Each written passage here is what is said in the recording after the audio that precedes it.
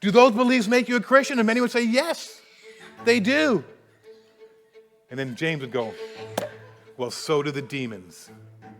They believe all of that. Congratulations, you have demonic faith. James begins by telling us that we can have a dead faith. This is the first false, fake kind of faith, which is a faith that believes the right things but doesn't do anything about it. Just believes them but doesn't do anything about it. Now in James 2:19, we're going to see that James goes on and he says something that actually really would shock his readers. He says this, you say you have faith, for you believe that there is one God. Good on you, have good theology. Well done. Even the demons believe this and they tremble in terror. Even the demons believe this.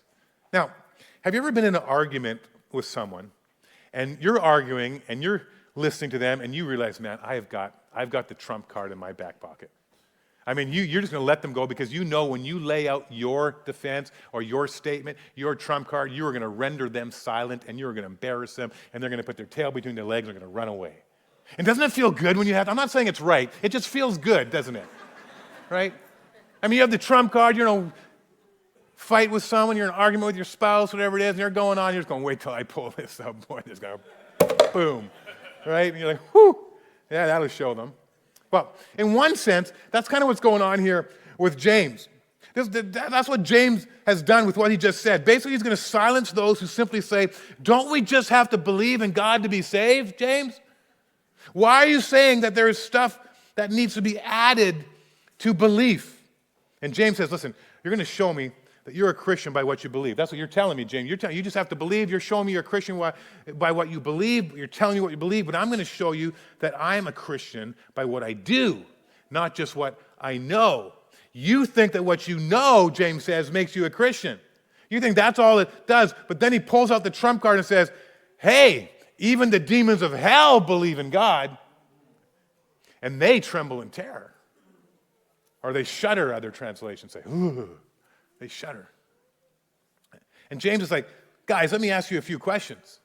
If he was lining up in front of them, these people he's writing to, maybe you and I here today, and he says, let me ask you, do you believe there's only one God? Yes. Let me ask you another question. Do you believe he created the world? Yes. Do you believe that he sent his son Jesus to earth to rescue us from our sin? Yes. Do you believe Jesus died on the cross? Yes. Do you believe Jesus rose from the dead? Yes. Do those beliefs make you a Christian? And many would say, yes, they do. And then James would go, well, so do the demons. They believe all of that. Congratulations, you have demonic faith. You have demon faith, he says. That's the second kind of faith. It's like, woohoo, we all go, whoa. But that's what he's saying, like you have faith on par with the demons of hell. Isn't that exciting? Is that encouraging? No, I hope not. Way to go. You believe, he's saying to them, listen, guys, you guys believe in God the same way the demons do. And James is just waiting to lay down that card. See, the demons know God, he says. They've been with God. Remember, they used to be in heaven. Until Lucifer, this great angel, they were created by God, these beings. And Lucifer rises up, I can do it better than God. And he convinces a third of these angelic beings to, let's take over heaven, let's take over the throne. Of course they can't, they don't. God casts them all out of heaven. But you got to understand, they know God, they've been in his presence, they understand who he is, what he's all about. And it was the original sin that Adam and Eve would later commit, that they committed, that we've all been committing since. It's the belief that we think we can be our own God.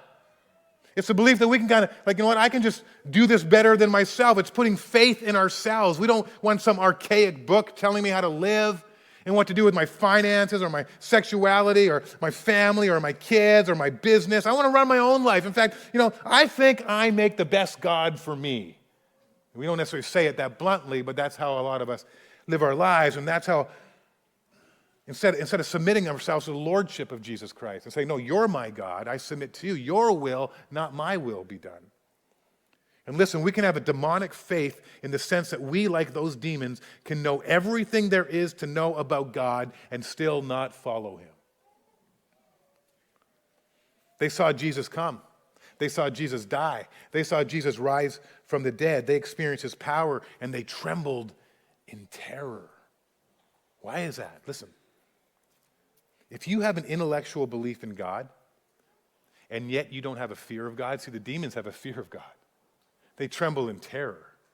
And if you have an intellectual belief in God, and yet you have no fear, no awe, no respect, no amazement of who God is, listen, I would say you don't even have demon faith. You've got less faith than them. The demons believe in God and they tremble in fear. So how can just a belief in God save you, James is saying? Now, I know some of you are still confused.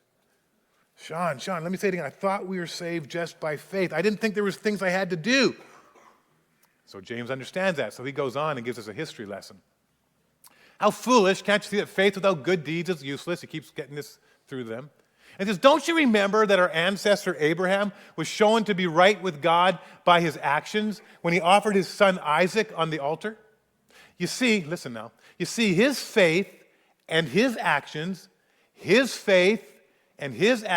worked together. His actions made his faith complete. And so it happened just as the scriptures say. Abraham believed God, and God counted him as righteous because of his faith. He was even called the friend of God. So you see, we are shown to be right with God by what we do, not by faith alone.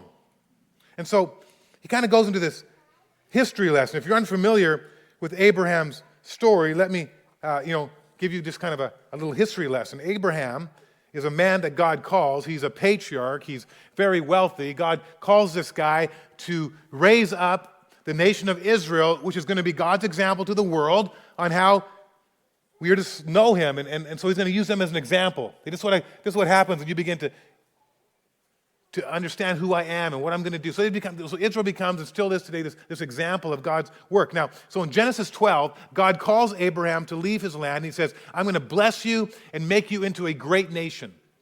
I'm going to bless you and make you into a great nation. And then Genesis 15, God covenants with Abraham and tells him his very own son shall be his heir, which is wild because he and Sarah, they're old, right? They're past childbearing years. And God says, look, I'm going to promise that out of your seed is going to come this great nation. So there's this promise. And then in Genesis 22, this promise is fulfilled. They have Isaac. And then God says to Abraham one day, I want you to take your son. I want you to sacrifice him to me. Can you imagine? I know, and this is another whole talk, and some of you are going like, what? How could God even do that? How could God demand that kind of sacrifice? Can I just say something for a moment? God always demands sacrifice. And we go, how could God demand that of Abraham? And I would say, how can God demand that you submit your entire life to him? Why don't we question, or we question God, like, God, just keep your hands out of my money. God, just keep your hands out of my family. God, just keep your hands out of my personal life. I know I'm bitter and offended by that. I'm not going to forgive. See, God is always calling us to sacrifice. And he does this to Abraham. And this is what we call a dynamic faith. This is the real faith. We've got dead faith, we've got demon faith, and now we've got the real thing, dynamic faith. Because that's what God will do. He'll call you and he'll say, look, is your faith legit? Is what you believe real? Because if it is, it should translate into action. Which is why James says in verse 21 of chapter 2, Abraham was shown to be right with God by his actions. You see, his faith and his actions worked together. His actions, listen, made his faith complete. Does that mean Abraham's faith wasn't complete until then? No. Completed in this context just means that his faith was made known to us. We can look at his life, okay, I see that it's real. I see that it's true. And how do I see that? By what he did, his works. How do we know that's the context? Well, in verse 23, and so it happened just as the scriptures say, Abraham believed God, and God counted him as righteous. Because of his faith, he was even called a friend of God. So, let's make sure you have the chronology correct here. It's important to understanding what James is saying here, to understand the story of Abraham. Let me just put it up on the screen for a moment. Genesis chapter 12, what happens? God calls Abraham.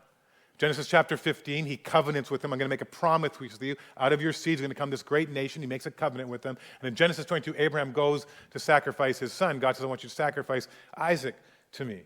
And between Genesis 12, 15, and 22, by the way, this is a one-time thing. God will never ask anyone to do that again.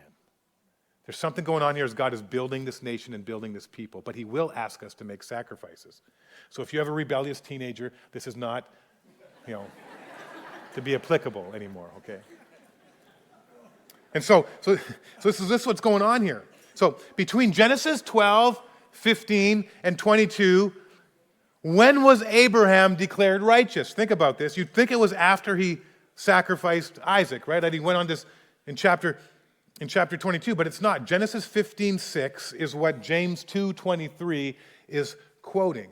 We learned that Abraham has saving faith that is credited to him as righteousness in Genesis 15, even though he doesn't hold the knife up until Genesis 22.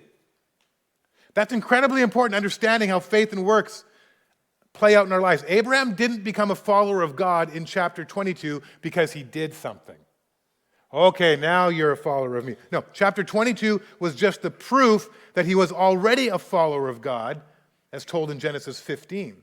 Don't miss that. He had the faith roots in Genesis 15, but the faith tree bore fruit in Genesis 22. The fruit, the works played out. Because he was declared righteous, he is now being obedient to the God that he serves. Abraham has dynamic faith, belief, conviction, emotion, action, and obedience. And that faith was credited to him as righteousness. So please hear this. Abraham didn't perform, and then God credited him righteousness. Abraham just believed, and God credited him righteousness. But Abraham did not work for this righteousness. He received it as a gift from God. But then that righteousness, that saving dynamic faith that Abraham is experiencing, was verified by his act of being willing to sacrifice his son. We don't have a faith of works, church. We don't have a faith of works, but we do have a faith that works. Not a faith of works, but a faith that works. So you see, we are shown to be right with God by what we do, not by faith alone. That's dynamic saving faith.